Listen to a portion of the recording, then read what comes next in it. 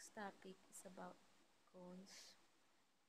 So, parts niya, height of a cone, radius of the base of a cone, then slant height or element, then every section in a cone is in the shape of a circle.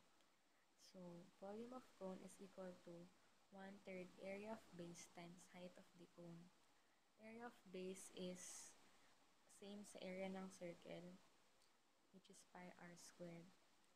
So, kapag may inscribed pyramid sa cone, yung big R ng pyramid equal dun sa radius ng cone. Then, yung element niya equal sa lateral edge. Then, equal ang height ng cone sa height ng pyramid. Kapag sa circumscribe naman, yung small r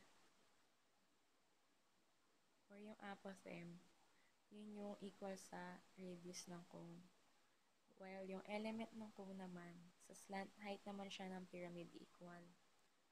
So, for an equilateral cone, yung height ng cone is equal dun sa height ng equilateral triangle. So, same formula sila, square root of 3 over 2e.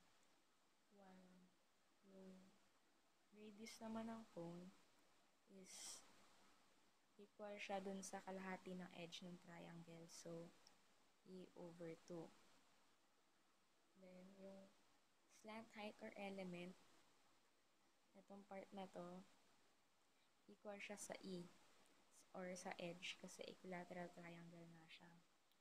So, another formula, lateral area is equal to pi big R slant height.